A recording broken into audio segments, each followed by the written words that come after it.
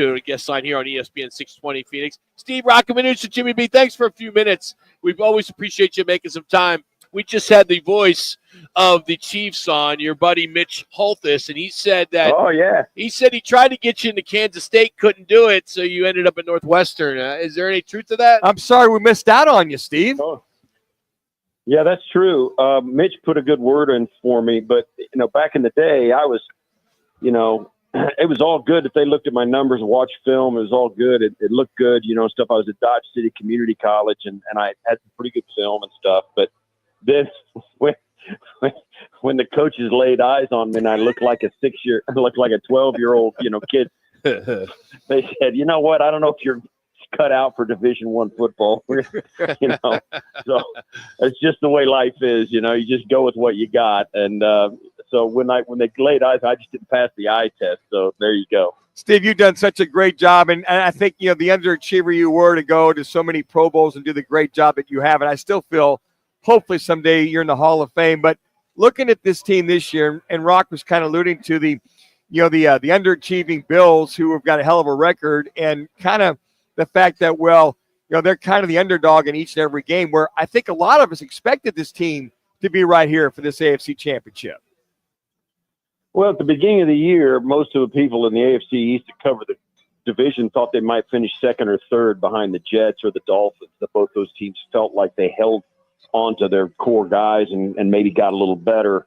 Certainly the Jets felt they'd be better with a healthy Aaron Rodgers, and their defense is good. And so most people were picking the Bills third in the division at least, and so, they kind of lived with that. And then right before the season starts, they had a poll that said Josh Allen was the most overrated player in the NFL. And as the, season came on, and there's no doubt that when the Bills started this season, there were a lot of question marks because they had a ton of new faces on their roster and new faces that they were going to be depending on. The one thing they did have that was constant from the year before, from 2023 coming into this year, was their offensive line and Josh Allen and James Cook. They had some guys they really could depend on, and certainly those guys came through in a big way. This offense, I thought at the beginning of the year, after I watched them in training camp, that they're going to be able to score a lot of points, and they did. They were number 2 in the league in scoring. They had a ton of contributions from a ton of different guys. Josh has changed his game completely to a pre-snap, gotcha kind of quarterback. He's hard to get off the field. He's impossible to sack, and his offensive line is that good, and he's that good. So he puts a lot of pressure on the defense, and that recipe is good to be number 2 in the league in scoring and averaging 30 points a game. So they, as the season progressed, and then when they got deep into it, and they beat the Chiefs in week 11, and then they beat the Lions in week 14 or 13 or something, and then they had a shootout with the Rams. All of a sudden, this offense really spread its wings, and people started noticing how good they could really be. We're having a conversation with Steve Tasker on the Right Toyota guest line, my former broadcast TV partner on Arena League football. So, are you serious? Yeah. Well, you never brought that up ever. Well, not even teasing Steve's coming on the show. Why can you vouch for that, Steve, that he was a play-by-play guy? Because we can't find him anywhere. Well, you'd have to dig deep. But yeah, it very deep. But yes, he was. Because you could see him. Did he have a booster chair when he was doing the games? No, here's what we used to do. We would sit on the back of a chair or back of the table, so Steve and I would look like we were the same size. Yeah, that's what we used to do. We had a great time, though. My question is this, and everybody uses the terminology, Steve, and you've been caught up in it as a former player, that this team has got your number. So that is my question. Are you concerned that Kansas City just has the Bills' number? Even after you beat them in the regular season. Right. Yeah, I mean, they have beaten them 4 times, Josh Allen and Sean McDermott have beaten the Chiefs more than any other quarterback head coach combination in the league.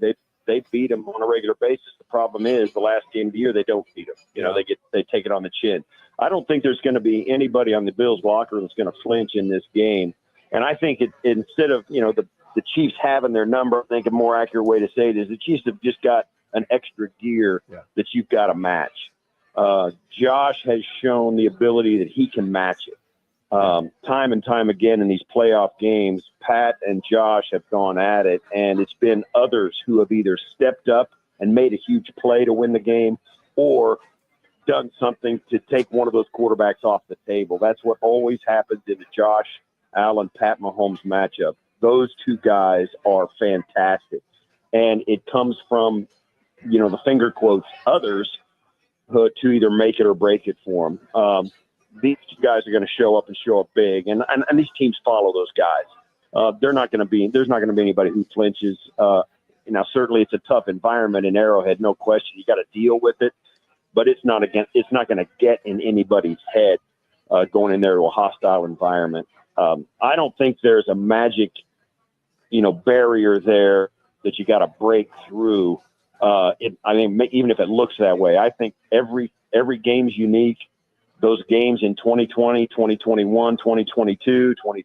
This is the 41, but feel free to go long if you want. Except the lessons they teach you. This is a group that's in and of itself, and the Chiefs are the same way. Pat and Travis Kelce and Andy Reid are there, but there's different coordinators on the sidelines and in the booths, a lot of different guys on the field. Each of these matchups, it's unique unto itself, except for those two guys that take snaps, and I think they're the be-all, end-all of this game. Steve, you talked about how Coach Brady's done a great job with Josh Allen. I think it's very noticeable, at least to me and yourself, the want to call it a chip on his shoulder, a boulder on his shoulder, I'll be damned on his shoulder that Josh Allen seems to be as far as carrying this team in. And for me, it seems very noticeable. Is that the other factor or intangible that he's carrying this year? I'll tell you this, it's been a weird year because in 2021, Here's the 42. 22, Josh was wearing a perpetual Superman cape. And he was doing it with from the neck down. This year, it has all been almost all exclusively from the neck up. Now, there's been a handful of plays, like the 4th and 2 against Kansas City here in Buffalo, where he runs for 26 yards and bangs into the end zone. There's been a handful of plays like that. But his abilities at the line of scrimmage and pre-snap have set this team up for real success. Josh is doing it differently than he's ever done it before. Certainly, he is the guy that drives the train, no question about it. But they're doing it differently than they ever have before. 13 different guys have caught a touchdown pass. He's got a running back who was tied for the NFL lead with rushing touchdowns in James Cook. He's got 3 running backs he trusts in the run game and in the passing game. 2 tight ends he trusts in the passing game and the run game. He's got 5. He'll have 5. 43, probably break after this one. And he's thrown touchdowns to all of them. It's just an all-in mentality where none of those skill players around Josh knows on any given Sunday which one of them is going to get 15 targets and 14 catches. They don't know before the game goes in. But whatever their opponent wants to give them, the Bills are good enough to take and win with it. So that's what has made them so good. It's Josh has been doing it for the early part of his career from the neck down, and this year he's done it from the neck up, and it's made a lot of difference. Steve, we always appreciate you making some time. Both Minuch and I are hoping for a Philly-Buffalo Super Bowl. So if that's the case, we hope that you'll make a few minutes for us next week or early in the week when you're getting ready for the game. If the Bills are in it, we're all going to be busy up here. So all you can count, I'll carve out some times. And by the way, Jimmy B had great call in the Arena Leagues. He was a gem. There you go, Jimmy. Thank you, a my nice brother. plug from Steve Tasker. Empire Sports Network. You can follow him Me on and Steve. Steve Tasker, Life 89. of heaven, baby. That's good stuff. Thanks, Steve. Appreciate it.